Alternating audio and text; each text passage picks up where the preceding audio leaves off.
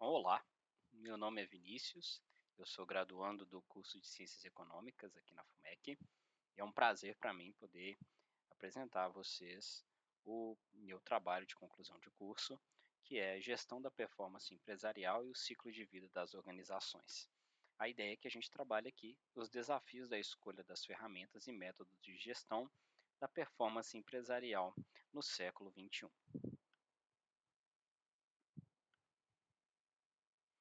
Bom, aqui, né, a estrutura tradicional do trabalho, vamos começar pelo começo, pela introdução, e a ideia aqui é que a gente possa falar um pouquinho sobre por que esse trabalho ele é relevante, né? Então a gente percebe já em 2023 uma reportagem que saiu no G1 falando sobre a falta de gestão em relação às empresas brasileiras, né? Mostrando que a falta de gestão eficiente é o segundo maior motivo para fechamento das empresas no Brasil. E aí por que essas empresas elas fecham, né? Porque tem-se uma falta de gestão, mas também porque se há a segunda maior carga tributária do planeta aqui no nosso país, né? Que não é novidade para ninguém. Então a gente percebe que 48% das empresas que abrem no Brasil, elas são infelizmente encerradas em até 3 anos de existência. A Carta Capital também trouxe para a gente agora aqui já em 2025 um estudo falando que a mortalidade empresarial era de 60% em 5 anos, mostrando que a gente tem falhas de gestão e de planejamento. E essa mortalidade, é importante salientar que ela sobe dos 48% que nós vimos para os 60%, aqui já nas pequenas e médias empresas, né? Então a gente percebe pela reportagem mesmo que a primeira causa seria uma deficiência de gestão do negócio, a segunda, uma ausência de planejamento de médio e longo prazo, e a terceira, uma falta de visão estratégica que nós temos aí nas empresas. Então, passando um pouquinho aqui, né, agora que a gente contextualizou esse cenário em que ter-se uma gestão capacitada é muito importante, já que, conforme nós vimos aqui, a primeira causa seria a maior carga tributária e, infelizmente, este não é um assunto que está na mão do gestor, na mão do empresário, na mão do executivo que está aí à frente de um negócio. Então, a gente parte para o segundo momento, que é essa capacitação, essa deficiência, né, na gestão do negócio. Então, quando nós vamos verificar aqui, a gente passa para o próximo slide, e aí a gente tem então que nós temos que fortalecer as pequenas e as médias empresas é também proteger o sustento da maior parte da população. E por que nós estamos falando disso? No primeiro slide a gente viu que 60% das pequenas e médias empresas morrem em até 5 anos. E aqui a gente tem uma estatística trazida pela Agência Brasil e também pelo Sebrae, né, em que 71% das vagas que foram geradas de emprego em 2023 vieram das pequenas e médias empresas, sendo que 50% da nossa força de trabalho está empregada neste tipo de empresa. E por que nós estamos escolhendo aqui no nosso trabalho esse tipo de empresa, né? Exatamente porque ela é a empresa que mais tem dificuldade em encontrar pessoas qualificadas para que possam tocar os seus negócios. Empresas grandes já possuem uma estrutura financeira que possa remunerar profissionais que são qualificados, mas toda empresa grande passou um dia pelo estágio de ser uma empresa pequena e ela enfrentou esses desafios. E aqui no Brasil, além da questão da capacitação, a gente também tem uma própria dificuldade do ambiente de negócio, né? E essas empresas não são irrelevantes, elas são tão importantes que elas representam 30% do PIB brasileiro. Então, por conta disso, é que a gente resolveu virar o olhar para as pequenas e médias empresas para tentar entender um pouquinho melhor essa situação e tentar propor também novos caminhos e soluções para que essas empresas possam se perpetuar. Então, a gente consegue, né, aqui trazer que entender a evolução das empresas e tomar a melhor decisão para cada fase é imperativo, né? A gente não tem como fugir disso. Os executivos precisam entender, os empreendedores precisam compreender em que estágio as suas empresas estão, como elas estão estruturadas, e é por isso que a gente propõe aqui a abordagem do ciclo de vida das organizações. A gente vê que não é uma matéria nova ela já data aí de mais ou menos 1890, mas ela veio evoluindo, acompanhando, né, a praxis metodológica de gestão de negócios ao longo do tempo, né. E a gente vê aqui que em 1890 o Alfred Marshall já propunha aí que as empresas se comportavam como florestas, né, elas cresciam, dominavam e depois eventualmente elas sumiam. Em 50, já no século passado, o Kenneth Boulding ele propôs que os seres humanos seriam como negócios vivos, e é aqui a gente tem os primórdios do ciclo de vidas das organizações, esse conceito. E a gente tem o Larry Greiner, em 72, já postulando exatamente que as empresas se comportavam como seres humanos, tendo aí suas fases de desenvolvimento e fases de crise e revolução. E em 80, né, em 1979, o professor Dr. Ishaq Adizes, ele já traz uma evolução do conceito proposto pelo Larry Greiner. É bom falar que o Larry era um psicólogo, né, radicado nos Estados Unidos, e que ele olhava para as organizações sobre esse prisma da psicologia, entendendo a organização como um ser vivo, que precisava ser compreendido nas suas idiosincrasias, nas suas evoluções e etapas, para que a gente pudesse, então, tratá-la como um ser humano e atender às suas necessidades ao passo que ela cresce e desenvolve. Então, posto isso, a gente consegue então entender aqui dois contrapontos principais, né? Que a gente tinha até 1950 uma escassez de métodos, o predomínio da escassez de acesso à gestão mais qualificada, e isto muda após os anos 2000 com a popularização da internet e a abundância de sistemas, de softwares que a gente consegue observar hoje, né? Então, hoje nós temos um paradigma um tanto quanto diferente da época em que o conceito de ciclo de vida das organizações foi criado. Lá, o acesso a esse tipo de metodologia de profissionais qualificados era muito menor. Hoje, a gente já tem um acesso tão grande e tão robusto a ferramentas de gestão que visam trazer, dentro de um contexto de tecnologia, metodologias, sistemas de gestão, que o caminho agora é o contrário. Um pequeno e médio empreendedor, microempreendedor, para qual caminho ele vai? Qual é a melhor ferramenta? Já que nós temos aqui diversas opções no mercado que flutuam de uma quantidade pequena de dinheiro até um montante realmente relevante. Então, hoje, além de a gente ter essa questão de que os gestores no Brasil não são tão preparados para poder administrar os seus pequenos negócios, né, visto que a maioria é o próprio empreendedor, é o próprio dono, e a gente vai ver isso conforme a gente se aprofunda nos conceitos do Greiner e também do Adizes, mas a gente também tem a dúvida de para que caminho seguir. Sabemos que é quase que imprescindível ter um sistema de gestão para a empresa, mas qual escolher e em qual contexto. Então, passando um pouquinho disso, a gente consegue aqui entender que qual seria o melhor caminho, qual seria o melhor negócio. A gente tem um contexto no Brasil extremamente acirrado. A gente tem aqui uma pesquisa feita pela FGV sobre o mercado de ERP, que é o Enterprise Resource Planning, né, que seria o sistema de gestão dos empreendedores, né, das empresas, e a gente consegue perceber que a partir de 800 colaboradores, a gente tem ali três opções que predominam no mercado, mas até 180 a gente tem 22% do mercado sendo detido por inúmeras opções, e as outras parcelas tendo aí três grandes empresas, que é a Oracle, o SAP e a TOTUS, né? E a gente tem uma variação enorme. Quando a gente vai olhar os sistemas de gestão disponíveis para pequenas e médias empresas, a gente tem, por exemplo, uma Blink, que é uma empresa que vê o software, não é, como um serviço, então ele é um SaaS, e você consegue planos aí de R$ 650, e aí a gente está colocando aqui uma imagem do próprio site dessa empresa, e escolhemos o 650 porque é o software que consegue fazer com que a empresa tenha as mínimas condições de gestão, processamento de folha, internalização de notas fiscais. E a gente tem o SAP, que já é uma empresa consolidada, líder de mercado, e que ela tem aí grande influência. A gente já vê aqui um custo de instalação de 169 mil e uma mensalidade de 10 mil reais. Então o gestor, o empreendedor, ele precisa saber qual é o grau de maturidade da sua própria empresa para que ele possa escolher a melhor ferramenta, já que restrições de caixa são coisas próprias que acontecem a pequenas e médias empresas.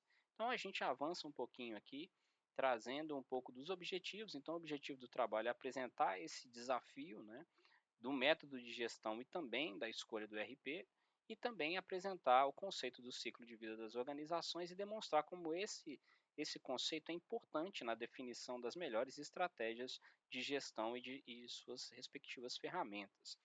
Então, quando a gente vai olhar o referencial teórico, embora a gente tenha falado aí, né, de 1890 até 1979, a gente vai se concentrar aqui majoritariamente entre 1972 em diante, né? Por quê? Porque são já o conceito mais próximo do que a gente vê que é a prática de mercado de empresas já consolidadas, né?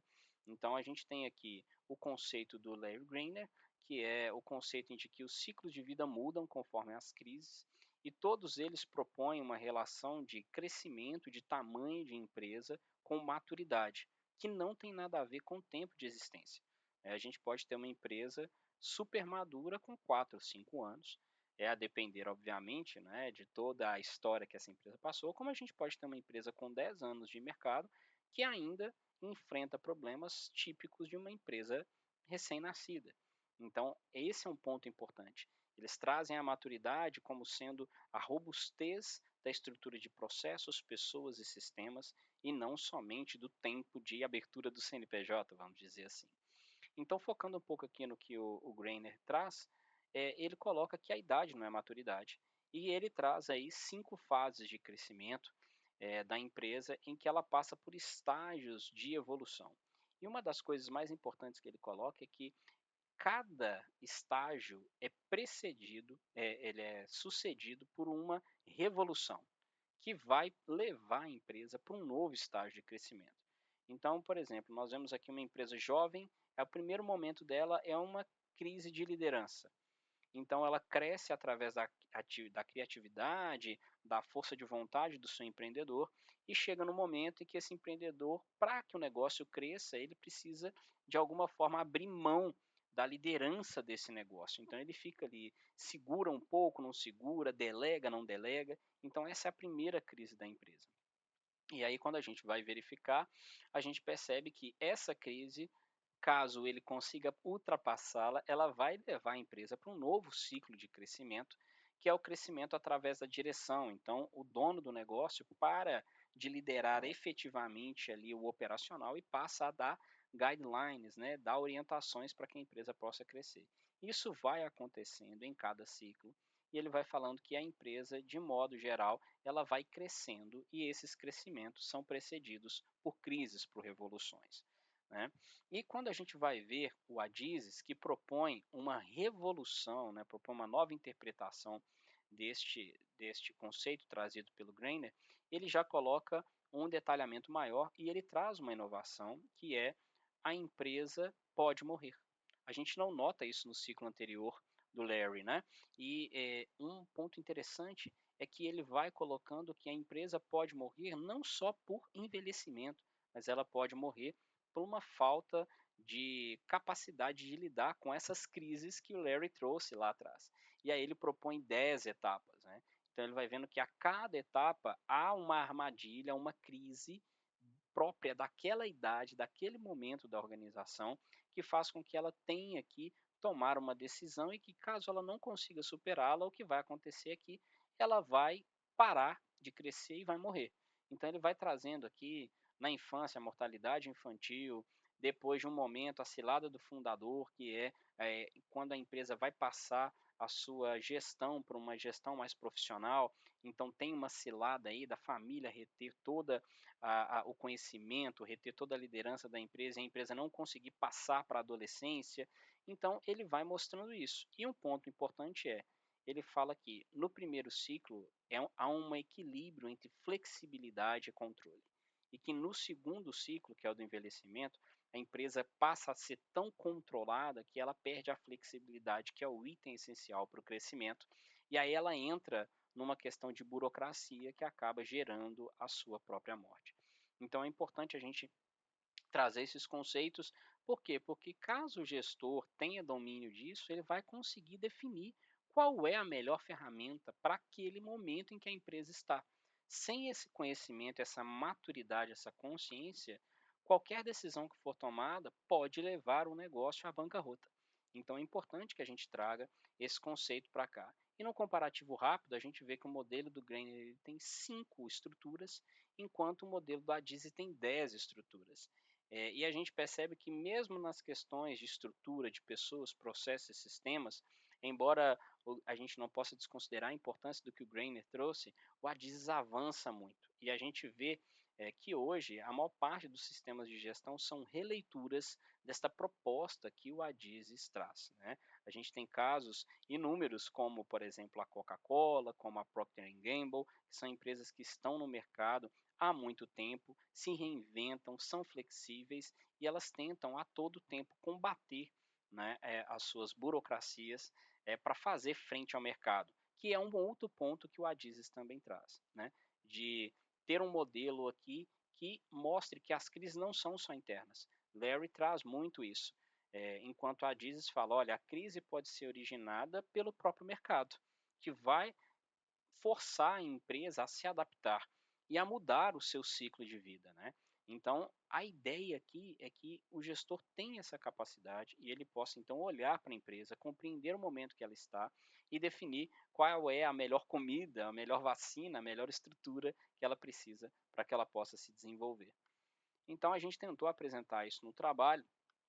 Obviamente, nós trouxemos isso por pesquisas, tanto em sites quanto em livros, e também pela própria experiência que eu tenho. Né? Eu tenho aí 2 MBAs, sou formado em gestão empresarial pela Fundação Getúlio Vargas, em finanças corporativas pelo IBMEC, atuo há mais de 10 anos no mercado, minha carreira é de 20 anos, e eu fui consultor, tive uma empresa de consultoria, inclusive, durante 5 anos, então é importante toda essa observação que eu tive entre o tempo em que eu atuei como consultor e continuo no mercado de trabalho hoje, uma grande empresa aqui da região metropolitana de Belo Horizonte, e a gente percebe isso, que as empresas que mais avançam são as empresas que conseguem dominar e entender o momento em que estão.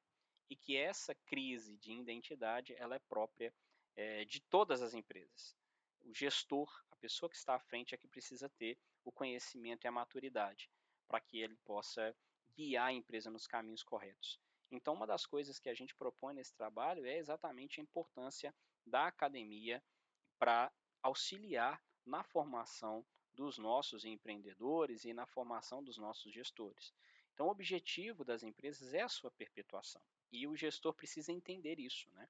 A gente traz, inclusive, isso no TCC, que é uma frase do Simon Sinek, um pesquisador e uma pessoa que estuda comportamento muito famoso nos Estados Unidos, e ele diz que o jogo é infinito. Né?